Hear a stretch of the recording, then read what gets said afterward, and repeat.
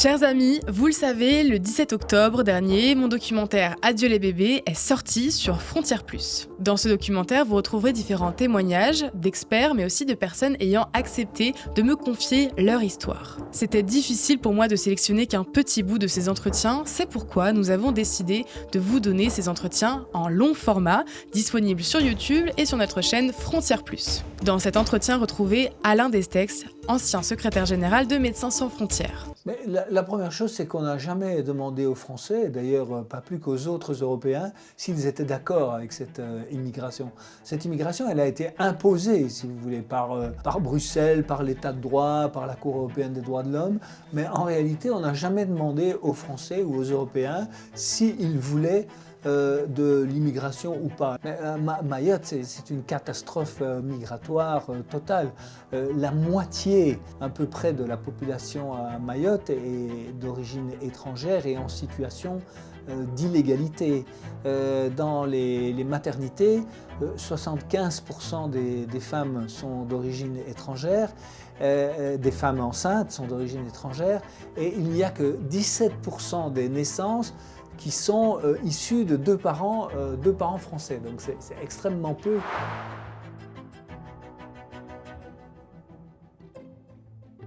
Bonjour Alain Destex. Bonjour. Merci d'accepter de participer à mon documentaire.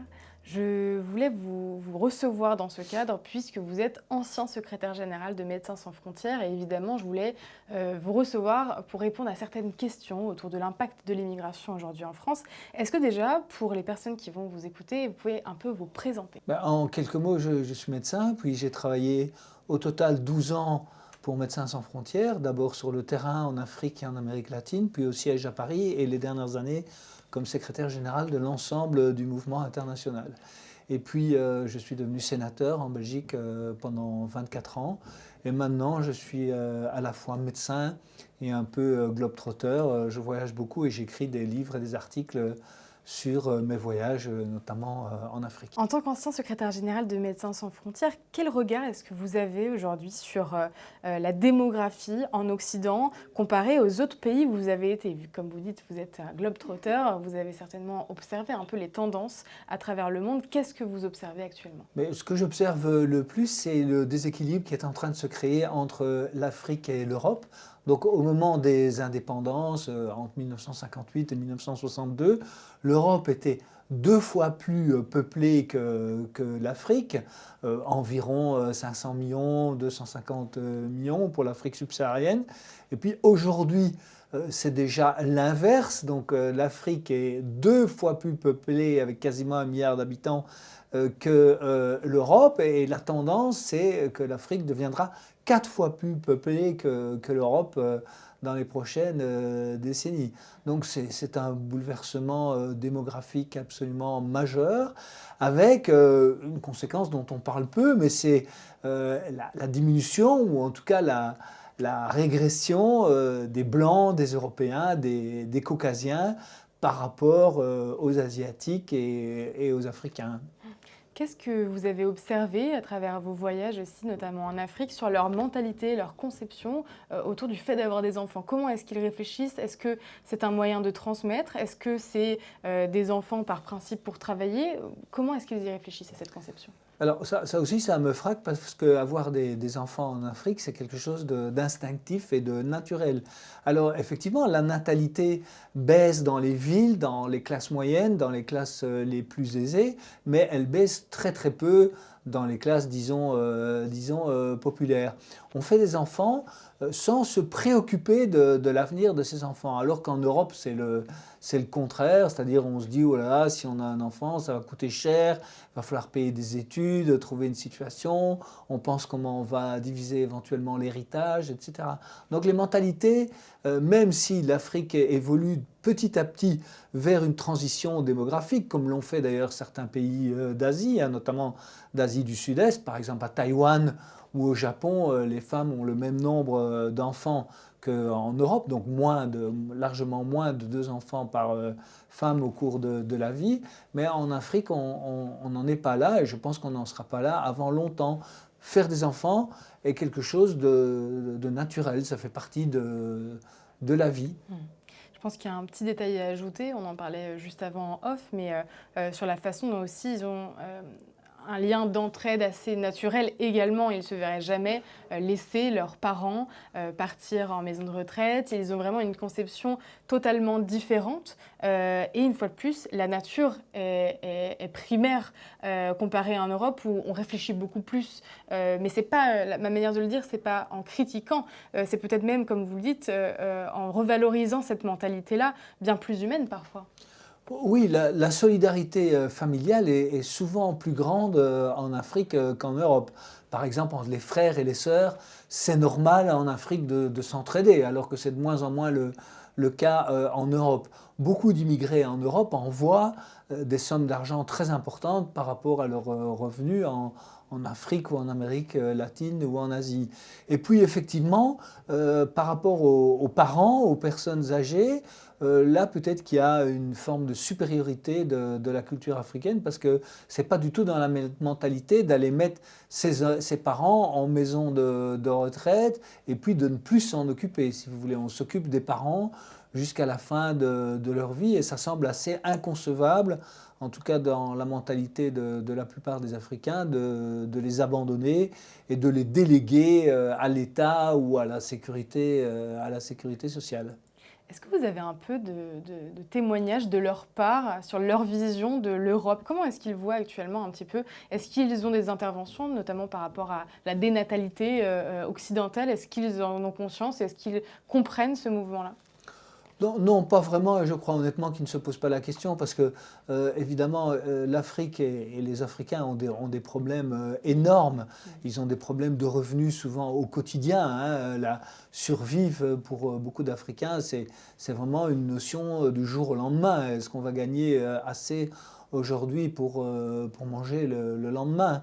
Donc, je ne pense pas qu'ils se posent particulièrement la question de l'avenir de l'Europe. Mais par contre, ils se posent la question de leur avenir à eux et aussi de l'avenir de leur pays, parce que dans la plupart des pays d'Afrique, il y a un nationalisme assez fort quand même et un sentiment patriotique, de fierté patriotique qui n'existe plus nécessairement toujours en Europe non plus. Il faut voir par exemple lors des compétitions sportives, les Africains sont très fortement nationalistes derrière leur pays. Totalement. Moi, je voulais aussi vous recevoir, évidemment, parce que vous avez été, une fois de plus, dans certaines régions de France, on va dire, notamment dans un département d'outre-mer qui est Mayotte. Vous avez observé énormément de choses. Est-ce que vous pouvez nous donner un petit peu une analyse de votre part sur le rôle de l'immigration dans l'évolution de la natalité en France ces dernières décennies, puisqu'on voit qu'il y a quand même eu plusieurs vagues migratoires. Chaque année, il y a l'équivalent de la ville de Toulouse. On a à peu près ces chiffres-là qui rentrent en France, donc ça comprend également, j'imagine, Mayotte, le département de Mayotte. Quelle analyse vous avez sur le rôle de l'immigration et l'évolution de la natalité en France? Mais la première chose, c'est qu'on n'a jamais demandé aux Français, d'ailleurs pas plus qu'aux autres Européens, s'ils étaient d'accord avec cette immigration. Cette immigration, elle a été imposée, si vous voulez, par Bruxelles, par l'État de droit, par la Cour européenne des droits de l'homme. Mais en réalité, on n'a jamais demandé aux Français ou aux Européens s'ils voulaient de l'immigration ou pas. Alors on a fait toute une série, enfin les élites dirigeantes font toute une série de raisonnements soi-disant rationnels. Donc on a besoin d'immigration pour payer les retraites. On n'en voit pas du tout prendre le chemin pour le moment. Rien ne prouve que l'immigration aujourd'hui a un apport économique favorable globalement sur l'économie. Lorsque on essaie de nous démontrer que c'est le cas. En général, on ne prend que les coûts directs du travail, on ne prend pas toute une série de coûts induits, notamment les politiques d'accueil, d'intégration, la criminalité, les prisons, etc. Donc les études les plus sérieuses démontrent qu'il n'y a pas d'effet bénéfique de l'immigration sur la France et sur les pays européens. Donc pour moi, ça c'est le point central. On a effectivement, comme vous le dites, l'équivalent d'une ville comme Toulouse en plus chaque année en France, mais on n'a jamais demandé aux Français est-ce qu'ils veulent ça, est-ce qu'ils sont d'accord avec ça. Pour moi, ça c'est le point le point fondamental. Et ce n'est pas seulement valable pour la France, ça se pose dans tous les pays européens, mais particulièrement dans 4-5 d'entre eux, la France, les Pays-Bas, la Belgique, l'Allemagne et l'Angleterre. Parce que c'est quand même sur ces pays-là que se concentrent les immigrés qui veulent parvenir en Europe. On est aux alentours de 1,6 au niveau du taux de fécondité par femme, donc c'est le nombre d'enfants environ par femme. Qui est-ce qui fait aujourd'hui Qu'est-ce qui fait qu'aujourd'hui on atteint 1,6 et est-ce que ce sont les femmes françaises qui contribuent à ce chiffre quand on voit en réalité que ce sont bien plus des femmes issues de l'immigration qui font des enfants aujourd'hui sur le territoire français? Oui, alors ce sont des femmes issues de l'immigration française ou non française, puisqu'il y en a beaucoup aussi qui sont françaises de nationalité ou de papier. Mais effectivement, il y a une différence entre le taux de natalité, disons, des Françaises de souche et des Françaises d'origine étrangère.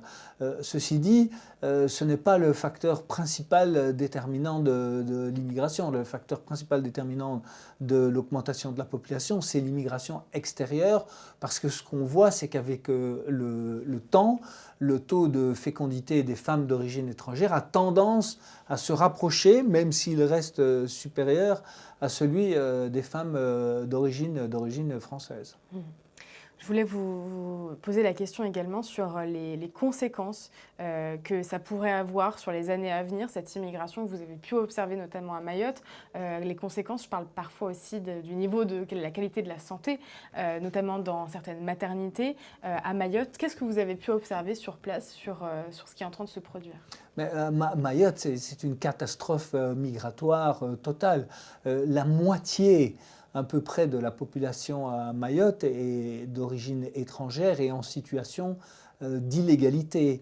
Dans les maternités, 75% des femmes sont d'origine étrangère, des femmes enceintes sont d'origine étrangère, et il n'y a que 17% des naissances qui sont issus de deux parents français. Donc c'est extrêmement peu, moins de 20%. Mayotte, c'est une caricature de ce qu'il ne faut pas faire, mais c'est ce qui risque d'arriver ailleurs si tous les verrous sautent, si vous voulez. Alors, en fait, à Mayotte, il y a beaucoup de bébés de papier. Donc, quand une femme d'origine étrangère arrive en situation illégale, ce qu'elle cherche d'abord, c'est de pouvoir se faire un enfant par un Mahorais, donc qui est français. Parce que l'enfant sera automatiquement français et la mère obtiendra automatiquement un titre de séjour. Donc c'est pour ça qu'il y a une disproportion, parce qu'il y a plus de femmes qui trouvent facilement un Mahorais français comme partenaire que l'inverse, si vous voulez. Les femmes mahoraises françaises sont moins sollicitées par les hommes étrangers. Ça, c'est une première chose. Un deuxième élément, vous savez, Mayotte, c'est pas un état de droit, hein, c'est l'anarchie et c'est le chaos, et l'État est complètement débordé. Donc un autre élément, c'est que c'est un pays donc quasiment 100% musulman, avec une immigration essentiellement des Comores, donc qui est aussi une immigration musulmane. Alors quand Mayotte est devenu un département français, on a changé le système juridique et on devait théoriquement abandonner le système traditionnel musulman pour tout ce qui concerne le droit de la famille et passer au droit français commun. Mais en réalité, la polygamie reste extrêmement répandue à Mayotte. Il y a énormément de mariages qui sont célébrés au vu et au su de tous par les cadis musulmans et qui ne sont pas enregistrés à l'état civil puisque ce sont des mariages polygames. Il n'empêche que les enfants issus de ces mariages polygames sont quand même reconnus comme enfants français. Donc l'État, qui est de toute façon complètement débordé dans tous les domaines à Mayotte, hein, il y a plus de 300 ou 400 000 demandes administratives dans le circuit pour différentes raisons à Mayotte. Donc l'État est débordé, donc tolère cette situation de polygamie, qu'il serait cependant assez facile de combattre, hein, parce qu'il suffirait d'interdire à ces cadis musulmans, qui sont des citoyens français en général, de pratiquer des mariages polygames. Et la dernière chose anormale à Mayotte, ce sont des bébés strictement de papier, c'est-à-dire, par exemple, un père biologique comorien ou malgache, marié à une comorienne ou à une malgache, qui a des enfants qui sont les siens biologiquement, mais qui va payer un Mahorais français donc qui va aller à la mairie se déclarer comme le père de l'enfant. Donc l'enfant aura un père biologique qui va l'élever, avec lequel il va vivre tous les jours, mais il aura un père de papier qui aura été payé 300 € en moyenne et qui va permettre à cet enfant d'être français et après à sa mère d'avoir un titre de séjour et éventuellement un jour le père à travers le regroupement familial, après divorce fictif, etc. Donc voilà, la situation migratoire à Mayotte est complètement chaotique. Pour vous répéter le chiffre, 75% des mères qui accouchent à Mayotte sont d'origine étrangère, mais il n'y a que 17% de bébés qui naissent de deux parents français. Donc c'est une situation évidemment exceptionnelle et caricaturale. Et d'après ce que j'entends, cette immigration continue même après le cyclone. Elle n'a pas du tout diminué. Au contraire, certains ont profité de la désorganisation de l'État et des secours pour parvenir à Mayotte. Et non seulement l'immigration maintenant vient des Comores et de Madagascar, qui sont les deux routes d'immigration traditionnelles, mais désormais aussi de toute l'Afrique, y compris de l'Afrique de l'Ouest, jusqu'à Kinshasa, la Guinée et le Cameroun, qui se situent à 5, 6, 7, 8 000 km de là, souvent plus proche de l'Europe que de Mayotte, mais c'est plus facile d'arriver à Mayotte pour demander l'asile politique et puis passer en Europe. Parce qu'arriver à Mayotte, d'abord on ne doit pas traverser le désert du Sahara et la Méditerranée, donc il y a ce danger qui est éliminé. Et puis, si vous avez un peu d'argent, parce que toutes ces immigrations illégales coûtent de l'argent, hein, quelques milliers d'euros ou de dollars au minimum, vous prenez un avion de n'importe où en Afrique, vous arrivez à Dar es Salaam en Tanzanie. Là, de Tanzanie, vous prenez un bateau pour les Comores. Et puis, des Comores, vous prenez un de ces petits bateaux, les Kwassa Kwassa, et vous arrivez à Mayotte. Et là, vous demandez l'asile politique. Donc, c'est pour ça qu'aujourd'hui, à Mayotte, il y a des communautés congolaises, rwandaises, burundaises, somaliennes. C'est un phénomène récent qui n'existait pas encore il y a une dizaine d'années et qui prend de l'ampleur et qui ne pourra ne prendre que de l'ampleur puisqu'il n'y a pas de réaction ni du gouvernement français, ni de la Cour européenne des droits de l'homme, qui considère qu'à Mayotte doit s'appliquer les mêmes règles que dans le reste de l'Europe, puisque Mayotte est un département français.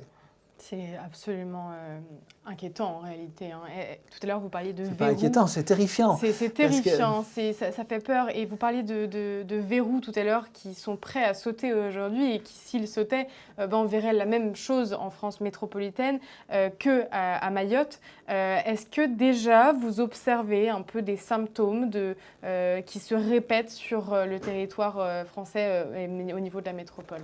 Oui, vous avez de plus en plus de mariages blancs. Donc récemment, plusieurs maires français ont refusé de célébrer des mariages entre un ou une Française et une personne d'origine illégale, mais c'est interdit par la jurisprudence de la Commission européenne des droits de l'homme. Donc le mariage est un droit, même si c'est un mariage fictif et mariage de papier, parce que c'est souvent très difficile à démontrer.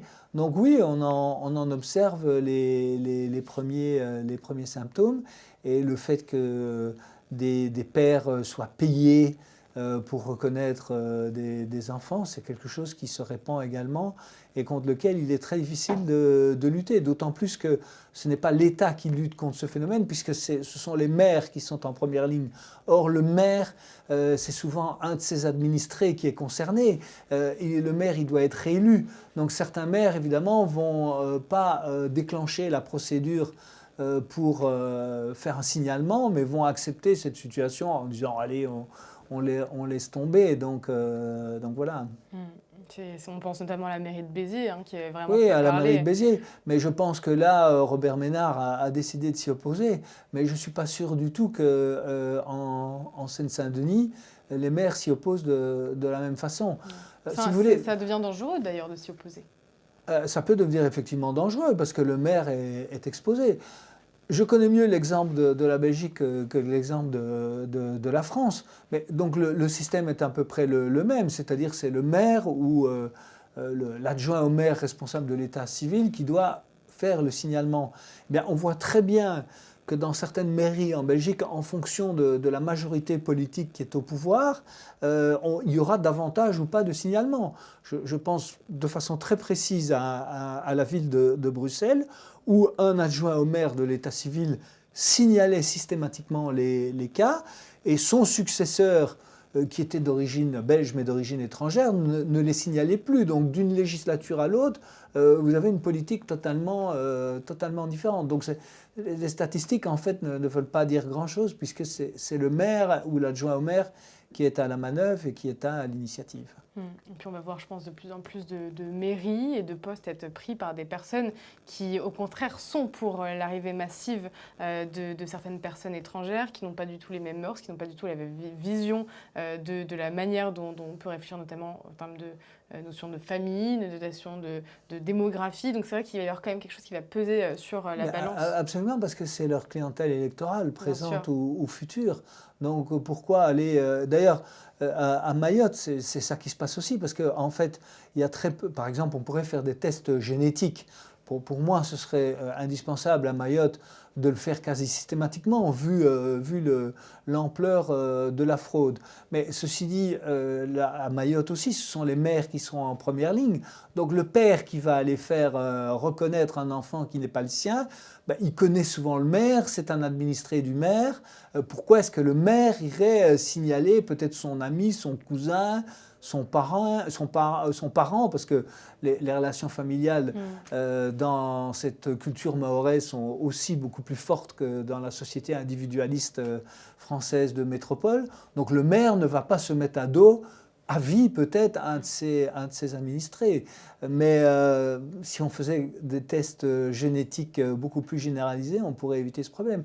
Donc à Mayotte, la solution est quand même relativement simple. Si vous voulez, d'abord, il faudrait agir sur les cadis musulmans qui tolèrent ces mariages polygames. Et puis, il faudrait faire des tests génétiques et évidemment aussi renvoyer les clandestins, ce qui se fait finalement très très peu par rapport à l'ampleur du problème. Vous avez quasiment commencé, je pense, à répondre à ma dernière question sur les mesures qu'on pourrait mettre en place pour éviter tout ce qui est en train de se passer, notamment en termes d'immigration, l'impact que ça a aujourd'hui sur la France, en termes de civilisation, en termes d'identité, sur plusieurs aspects. On parle aussi du droit du sol. Est-ce que vous êtes favorable au fait de retirer le droit du sol, donc le fait de naître sur un territoire et d'automatiquement quasiment devenir français? Est-ce que vous êtes favorable à cette mesure? Oui, bien entendu. D'ailleurs, en Allemagne, jusqu'à récemment, c'était le droit du sang et même un immigré turc qui était en Allemagne depuis très longtemps, 15-20 ans, ne pouvait pas devenir nécessairement facilement allemand. Alors Madame Merkel, comme d'habitude, dont le bilan est vraiment catastrophique à tout point de vue, a changé ça. Mais je suis favorable plutôt au droit du sang, comme on dit, qu'au droit du sol. Ceci dit, il y a beaucoup d'autres mesures qui peuvent être prises sans toucher à ce droit de la nationalité. Il faut déjà limiter de façon considérablement le regroupement familial, qui est la première source d'immigration en France, mais aussi ailleurs en Europe. Deuxièmement, restreindre considérablement le droit d'asile. Il faut que les demandes d'asile soient déposées dans les ambassades des pays en question et pas lorsqu'on arrive en Europe. Si on prend par exemple, je ne sais pas moi, prenons un pays de 100 millions d'habitants comme la République démocratique du Congo, si les demandes d'asile étaient déposées dans les ambassades savent exactement qui est persécuté, qui est victime de violation de la liberté d'expression, etc. Lorsque la personne arrive en Europe, c'est beaucoup plus compliqué de savoir s'il dit la vérité ou pas. Par exemple, il y a des filières d'immigration liées à l'homosexualité. Donc quelqu'un vient dire qu'il est persécuté parce qu'il est homosexuel. Ben, si c'est un militant connu dans son pays, on peut en trouver des traces, mais dans la plupart des cas, Comment voulez-vous prouver que la personne est homosexuelle? J'ai des exemples tirés de la Belgique, plutôt évidemment où j'habite, mais où des personnes ont obtenu l'asile pour répression de leur soi-disant homosexualité, et puis dire à leur avocat, dès que la procédure était terminée, qu'ils n'avaient jamais été homosexuels. Donc ce sont des choses qui existent. D'autres filières d'immigration qui donnent le droit d'asile, c'est l'excision en Guinée. Filière d'immigration très importante. Donc effectivement, en Guinée et Conakry, les filles sont excisées. Donc vous avez des femmes qui viennent en Europe avec leurs filles et qui disent ah, mais moi je veux protéger ma fille, mais on ne peut pas lutter contre l'excision à l'échelle d'un pays de plusieurs millions d'habitants par le droit d'asile. Donc surtout qu'il y en a aussi à Saint-Denis. Donc, oui, aussi. Donc il faudrait évidemment restreindre considérablement le droit d'asile. Les étudiants étrangers, c'est la même chose. Je ne pense pas qu'il faut interdire tous les étudiants étrangers, mais il y en a beaucoup, dans beaucoup de cas, ce sont aussi des filières d'immigration illégale. On vient faire des études dans des filières un peu bidons, parfois avec des écoles privées. Le but est d'immigrer. Donc, oui, droit du sol et droit du sang, mais il y a beaucoup de choses à faire dans l'immédiat. Et la première chose à faire, évidemment, ce serait de se retirer de la Convention européenne des droits de l'homme, de la Cour européenne des droits de l'homme, qui est aujourd'hui, et ça je trouve qu'on n'en parle pas assez en France, qui est vraiment le blocage pour agir au niveau de l'immigration. Les États ont beau prendre des mesures, en fait elles sont cassées par la Cour européenne des droits de l'homme, dont la jurisprudence est devenue complètement folle et donne quasiment un droit pour tout le monde d'immigrer, empêche les refoulements, par exemple. Alors, François Fillon voulait s'en retirer et y adhérer avec des réserves de nouveau, mais depuis quelques années, on ne voit aucune volonté en France de vouloir contrôler un peu cette Cour européenne des droits de l'homme qui est totalement en roue libre et qui impose sa politique migratoire à 500 millions d'habitants. Il ne faut pas oublier que ce sont des juges que personne ne connaît. On ne sait pas très bien comment ils ont été désignés. La plupart, d'ailleurs, ne sont même pas des juges, ce sont plutôt des professeurs d'université ou des enseignants qui viennent du militantisme des droits de l'homme, etc. Et ces personnes que personne ne connaît, imposent leur volonté et leur politique migratoire à 500 millions d'habitants. Le minimum serait de faire comme pour la Cour suprême aux États-Unis, des auditions publiques, qu'on sache qui ils sont, ce qu'ils pensent, ce qu'ils ont fait dans le passé. Mais non, au contraire, ça se fait de façon très opaque au sein de l'Assemblée parlementaire du Conseil de l'Europe, et on se retrouve avec des juges militants et activistes sans aucun contrôle, en fait.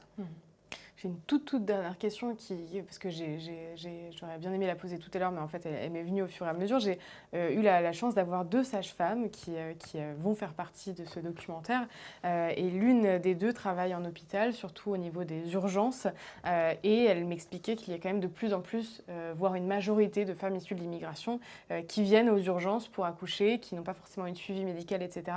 Est-ce que, en tant que médecin aujourd'hui, vous observez aussi qu'il y a un manque d'éducation médicale en France, et qui devrait d'ailleurs être presque obligatoire pour tout le monde, notamment pour ne pas boucher les urgences, ne pas aller pour rien, ne pas demander, parfois même ça devient des commandes médicales. Quel regard est-ce que vous avez sur ça? Ben, si vous voulez, moi je fais aussi des téléconsultations en ligne et je vois arriver des femmes enceintes originaires de l'immigration qui n'ont pas fait, par exemple, de bilan du premier trimestre, ce qui est obligatoire et hautement souhaitable pour toutes les femmes. Donc, elles consultent parfois pour la première fois à 4, 5, 6 mois, et elles n'ont pas été suivies du tout, ni par un médecin, ni par une sage-femme, et elles n'ont pas eu de bilan biologique, détection de la trisomie du 21, par exemple, du mongolisme, et ce genre de choses. Mais bon, aujourd'hui, la réalité, c'est que les représentations culturelles, si vous voulez, de la grossesse et de la maternité sont souvent négatives, quoi. On présente... il n'y a pas une image valorisante de la maternité et de la femme enceinte. C'est probablement aussi un des lointains héritages de mai 68, Beauvoir. Simone de Beauvoir et sa féminité, etc. Tout ça a fait énormément de tort dans tous les domaines, dans le domaine de l'école, dans le domaine de l'éducation des enfants, dans le domaine de la violence, mais aussi dans le domaine de la représentation de la maternité. Et ça, c'est quand même un phénomène assez typique des sociétés occidentales développées qu'on n'observe pas ailleurs, où la femme enceinte est souvent beaucoup plus valorisée et respectée, quoi. Et si je peux ajouter une chose, pour moi, ce qui me paraît fondamental, c'est que les sociétés puissent choisir leur politique d'immigration. C'est-à-dire que depuis environ 30 ou 40 ans, on a imposé aux sociétés occidentales des vagues migratoires, et ces sociétés occidentales ne se sont jamais prononcées là-dessus, ni à travers des référendums, ni à travers des élections, et tous les sondages montrent qu'elles n'ont pas souhaité et ne souhaitent toujours pas ces afflux d'immigration. Et c'est au pays de prendre leurs responsabilités. Si on prend l'exemple du Japon, pour le moment, le Japon a fait le choix d'être une société vieillissante, avec très peu d'enfants, mais pas non plus d'immigration. Alors, certains contestent ça, mais c'est le droit des Japonais, c'est leur choix. Et le problème en Europe, c'est qu'on a notamment les institutions européennes et la Commission européenne qui essayent de nous imposer l'immigration comme soi-disant solution palier pour payer soi-disant les retraites et permettre à l'économie de se développer. Or, d'abord, pour le moment, rien ne prouve que les immigrés payent les retraites, c'est même plutôt l'inverse. Et ensuite, on sait très bien que le marché du travail peut encore connaître de terribles mutations, notamment avec l'intelligence artificielle. Donc, qui est assez malin pour dire combien de dizaines ou de centaines de millions de travailleurs on aura besoin dans quelques décennies? Personne ne le sait en réalité. Et donc, je crois qu'il faut respecter le choix des sociétés. Je vois au moins 2 ou 3 sociétés asiatiques, la Corée du Sud, le Japon, Taïwan, qui ont fait le choix d'être des sociétés vieillissantes. Bon, les femmes ne veulent pas faire d'enfants, mais ils refusent quand même l'immigration. Pourquoi? Parce qu'ils voient bien que l'immigration entraîne un changement culturel majeur de leur société dont ils ne veulent pas.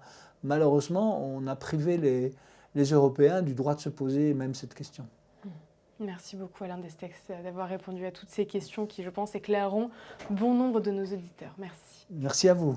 Merci à tous d'avoir regardé cet entretien et n'hésitez pas à aller sur Frontières Plus pour regarder Adieu les bébés. Depuis 1964, le nombre de naissances dans notre pays s'était ralenti. Depuis 1972, il chute. L'individu est considéré comme la norme, l'individu suprême, l'individu au-dessus de toutes les contingences. Nous sommes dans une société qui est individualiste. Avoir un enfant me dégoûte. La vision des femmes enceintes ne m'est pas agréable. À la naissance du féminisme, il y a eu cette idée que la femme avait besoin pour se libérer de ne plus avoir d'enfants. Simone de Beauvoir détestait la maternité. Je pense qu'elle méprisait sa propre mère. De cette insécurité, de cette délinquance que connaît la France, ce sont des signaux qui sont catastrophiques envoyés aux gens qui voudraient avoir des enfants. Parce qu'on ne sait plus comment protéger nos enfants en fait. La première chose, c'est qu'on n'a jamais demandé aux Français, d'ailleurs pas plus qu'aux autres Européens, s'ils étaient d'accord avec cette immigration.